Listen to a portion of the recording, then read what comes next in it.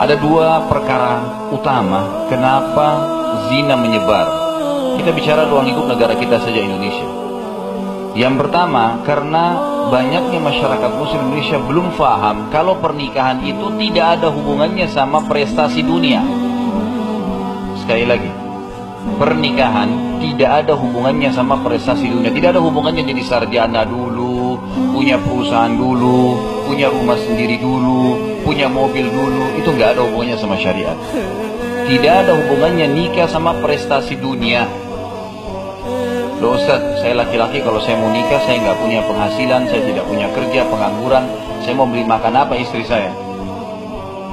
Nabi SAW menjamin dalam sebuah hadis, 3 golongan pasti Allah kasih rezeki, pasti dikasih rezeki, kata Nabi. Yang pertama, mujahid yang berperang di jalan Allah, pasti dikasih rezeki. Orang jihad tidak ada kerjaannya, tidak ada, cuma tiap hari perang.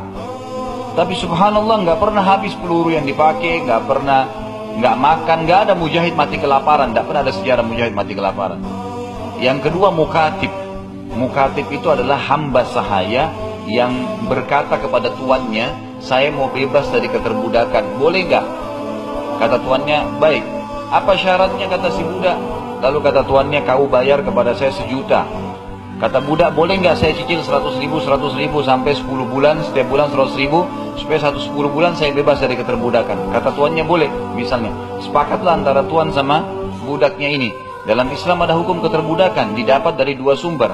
Dari peperangan jihad, kalau terjadi perang antara muslimin sama orang kafir dan menang, maka semua personil yang ada di pasukan kafir menjadi budak muslimin. Dan hukumnya mereka dianjurkan untuk dibebasin, dididik, diajak masuk Islam, diberikan makan, pakaian. Nabi SAW dipesan untuk berbuat baik sama mereka. Dan budak ini bisa diperjualbelikan, bisa dijadikan sebagai alat untuk membersihkan kesalahan kita, namanya kafarah.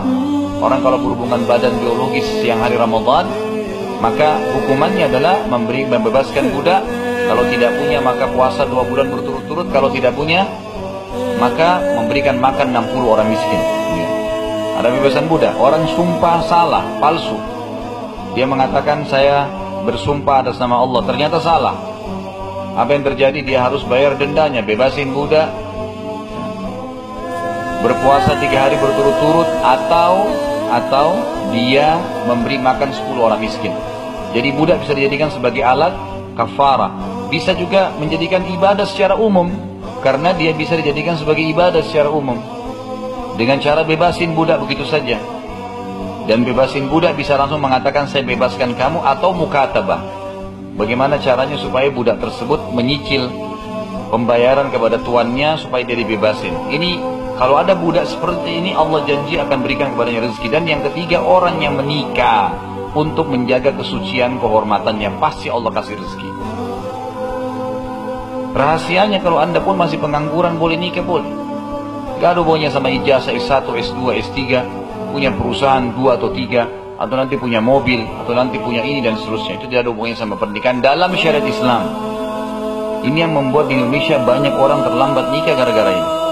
Ego orang tuanya luar biasa. Nggak boleh nikah dulu, nak, tunggu kamu jadi sarjana. Orang tuanya enak, ada pasangannya, bisa pelampiasan biologis. Anaknya, ada sempat mahasiswa tulis SMS kepada saya, Ustaz, saya betul-betul sudah ikut pengajian dan paham sunnah, saya ketakutan fitnah. Di kampus saya fitnah, semua perempuan banyak mayoritas tidak tutup aurat. Saya mau berhenti, orang tua saya kesian sudah terlanjur biayai.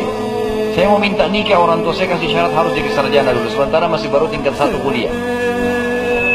Sabar 3-4 tahun, orang tuanya enak benar, bisa ada tempat pelampiasannya. Anaknya, kenapa harus ego begini? Karena pemahamannya harus ijazah dulu, harus prestasi dulu. Gak ada hubungannya ini. Nabi SAW mengingatkan, wa ankihul aqfa'a minkum, menikahlah dengan orang yang sepadan dengan kalian. Kalau teman-teman laki-laki masih pengangguran atau penghasilannya 1 bulan masih 500 ribu, 1 juta, masih dianggap kurang, nikah dengan perempuan yang bisa mengelola uang sebanyak itu. Jangan nikah sama perempuan kosmetikanya 2 juta, nggak bisa. Habis untuk kosmetika saja. Cari perempuan yang kosmetika pakai bedak 15 ribu, 20 ribu, aman. 1 juta bisa dipakai. Dan itu pesan Nabi, nikah dengan orang yang sepadan. Memang begitu. orang yang setara pendidikannya, orang yang setara secara fisik, orang yang punya setara secara bahasa dan tradisi, itu masuk dalam sepadan. Tapi di sini, kalau masih laki-laki cuma mampu beli nasi padang sebungkus sehari, ya makanlah berdua. Tapi tidak harus tunda pernikahan gara-gara itu.